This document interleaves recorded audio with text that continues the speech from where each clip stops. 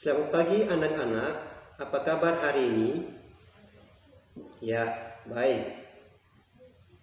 Sebelum kita memulai pembelajaran hari ini, kita berdoa.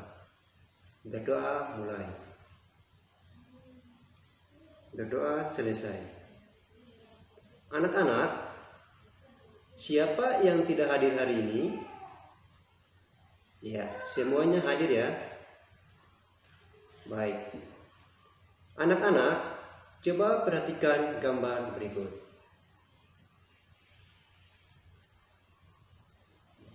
Apa yang anak-anak ketahui tentang gambar berikut ini?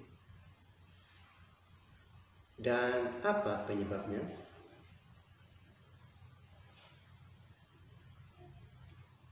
Ya, benar.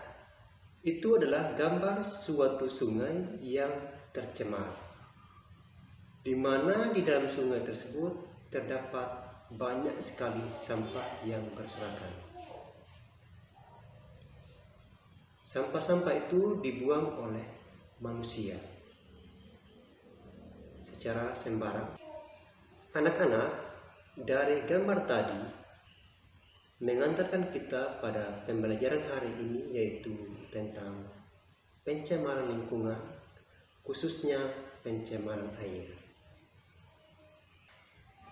Anak-anak, adapun tujuan yang harus dicapai dalam pembelajaran ini yaitu sebagai berikut. 1. Siswa dapat menjelaskan pengertian pencemaran lingkungan. 2. Siswa dapat menyebutkan macam-macam pencemaran lingkungan. Yang ketiga, siswa dapat menjelaskan pengertian pencemaran air. Yang keempat, siswa dapat menjelaskan faktor penyebab pencemaran air. Yang kelima, siswa dapat menjelaskan dampak pencemaran air. Yang keenam, siswa dapat menjelaskan cara penanggulangan pencemaran air. Yang ketujuh, siswa dapat mendemonstrasikan percobaan dampak pencemaran air. Anak-anak, apa itu pencemaran lingkungan? Ya,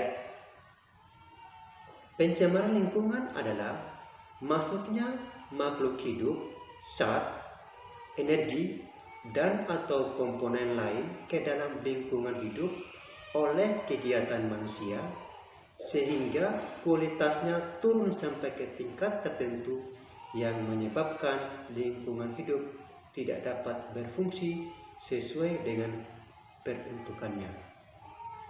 Itulah pengertian dari pencemaran lingkungan.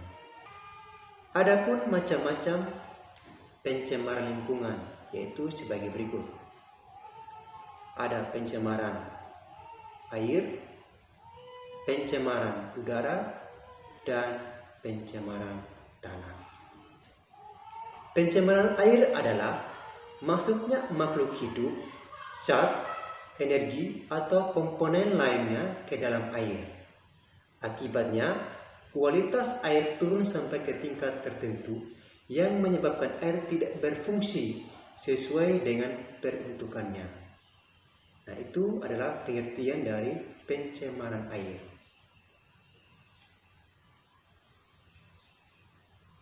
Apa dari pengertian pencemaran air? Ya, betul. Masuknya makhluk hidup, zat, energi, atau komponen lain ke dalam air. Akibatnya, kualitas air turun sampai ke tingkat tertentu yang menyebabkan air tidak berfungsi lagi sesuai dengan peruntukannya. Nah, itu adalah pengertian dari pencemaran air. Anak-anak, adapun faktor penyebab pencemaran air yaitu sebagai berikut. 1. Limbah industri. 2. Limbah rumah tangga. 3. Limbah pertanian. Baik anak-anak, apa saja yang menjadi contoh penyebab dari limbah industri.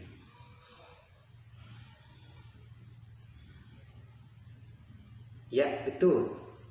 Seperti pada pabrik-pabrik, pabrik baja, pabrik tekstil, pabrik emas, dan lain-lain.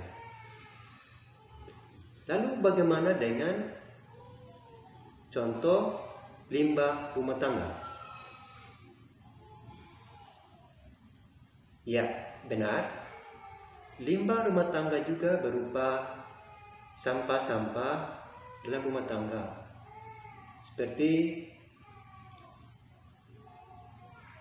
plastik, kertas,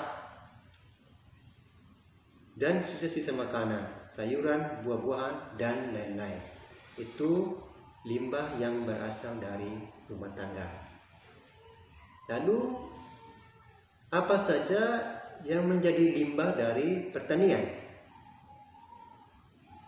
Ya, limbah dari pertanian itu berasal dari penggunaan pupuk pada lahan pertanian secara berlebihan, dan juga penggunaan pestisida yang menyebabkan limbah pertanian.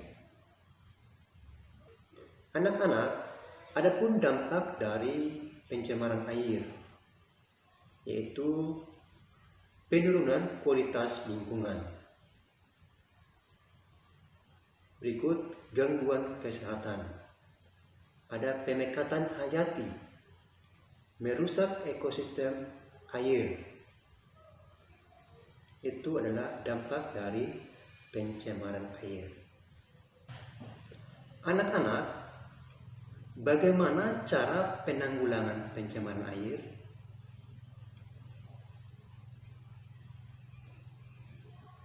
Ya, benar.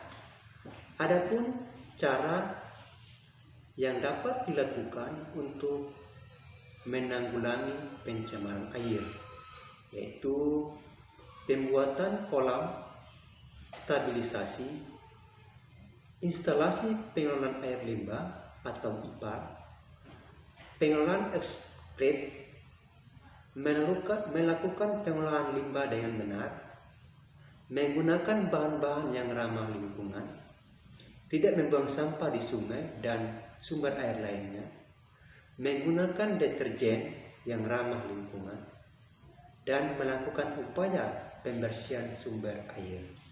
Itu cara-cara yang dapat kita lakukan untuk penanggulangan pencemaran lingkungan. Anak-anak, saat ini kita akan mendemonstrasikan percobaan dampak pencemaran air.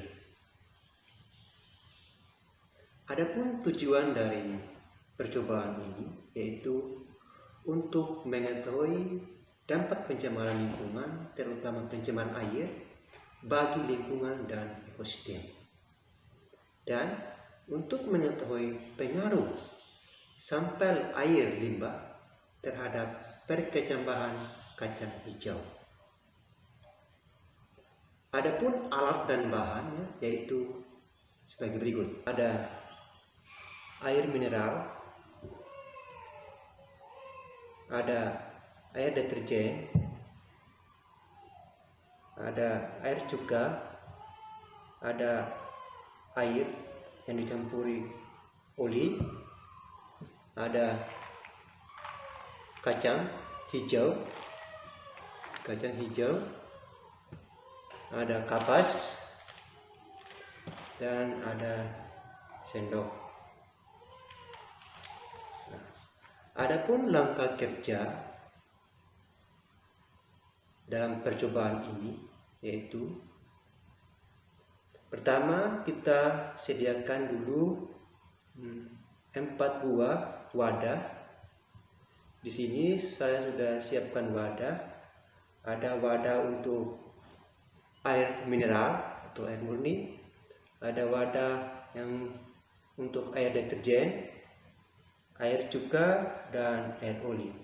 Dalam wadah ini saya juga telah mengisi dengan kapas keempat wadah ini. Nah, sekarang kita akan memasukkan air deterjen, air cuka, air oli, dan air mineral ke dalam wadah ini, keempat wadah ini. Selanjutnya, kita masukkan kacang hijau ini ke dalam wadah. Air murni atau air mineral, air deterjen, air cuka, dan air oli. Nah, sekarang karena sudah tersedia keempat wadah ini, sekarang kita akan masukkan kacang hijau ini ke dalam wadah. Yang pertama, kita masukkan ke dalam wadah air mineral. Saya masukkan kacang hijau sejumlah 6 biji. Berikut saya masukkan kacang hijau ke wadah air deterjen.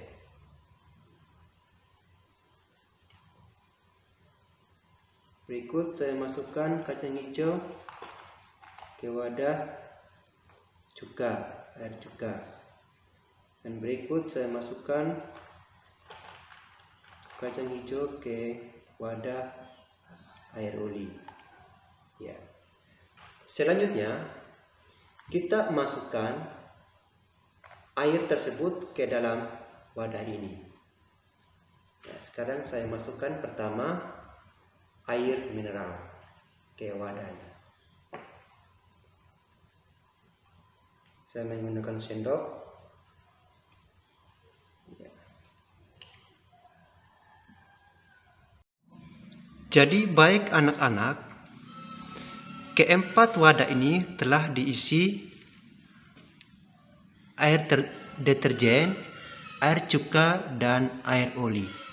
Nah, sekarang kita akan melakukan pengamatan terhadap perkecambahan pada kacang hijau mulai saat ini hingga beberapa hari ke depan. Untuk saat ini memang belum ada perkecambahan karena kita baru memulai. Nanti besok lagi kita akan mengamati apakah keempat wadah ini ada pertumbuhan atau perkecambahan pada kacang hijau. Anak-anak, tadi telah kita isi semua wadah ini dengan air. Nah, beginilah tampaknya keempat wadah ini setelah diisi dengan air. Ada air mineral ini, air deterjen, air cuka, dan ini air oli. Jadi sekarang kita menutup keempat wadah ini, lalu kita simpan di tempat yang aman. Besok kita amati lagi perkecambahan pada kacang hijau. Diharapkan anak-anak juga tetap melakukan demonstrasi di rumah.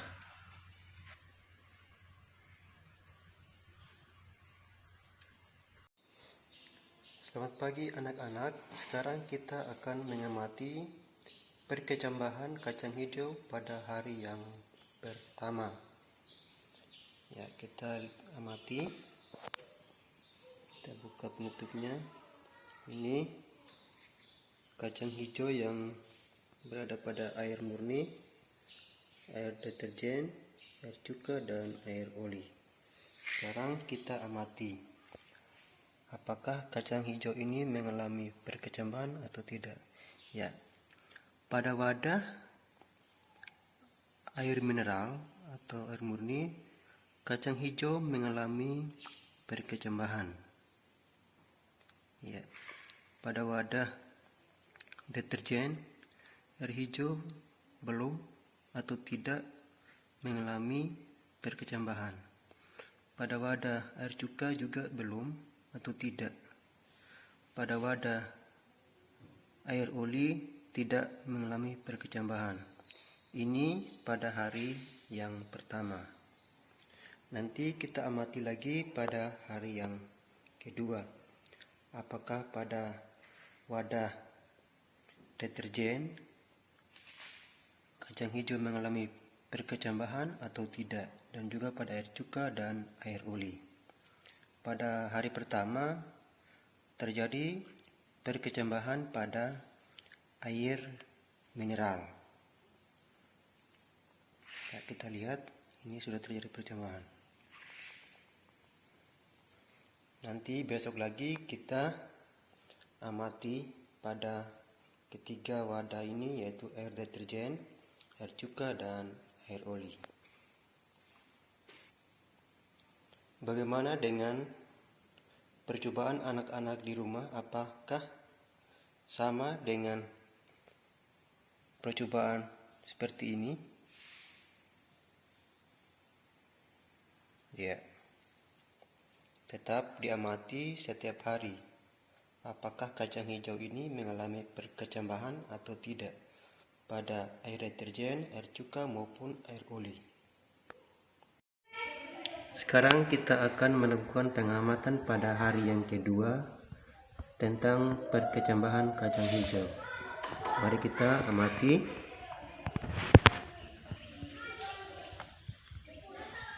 Ini kacang hijau yang berada dalam wadah air murni. Kita lihat perkecambahannya. Ya, terjadi perkecambahan. Sedangkan wadah pada air deterjen tidak mengalami perkecambahan. Wadah pada air cuka tidak mengalami perkecambahan. Dan pada wadah air oli tidak mengalami perkecambahan juga.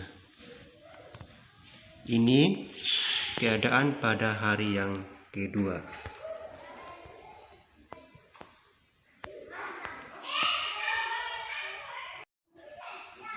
Sekarang pengamatan pada hari yang ketiga, bahwa kacang hijau yang berada pada wadah air murni mengalami perkecambahan, sedangkan pada air kacang hijau yang berada pada air deterjen, cuka, dan oli tidak mengalami perkecambahan. Jadi di sini disimpulkan bahwa air yang tercemar tidak akan mengalami perkecambahan pada kacang hijau. Sedangkan pada air yang tidak mengalami pencemaran, kacang hijau mengalami perkecambahan. Anak-anak, sekarang kita akan menyimpulkan hasil pembelajaran kita hari ini tentang pencemaran lingkungan, khususnya pencemaran air. Bahwa pencemaran air adalah masuknya zat energi atau komponen lain ke dalam air sehingga kualitas air terganggu. Adapun sumber penyebab dari pencemaran air yaitu dari limbah industri, limbah rumah tangga, dan limbah pertanian.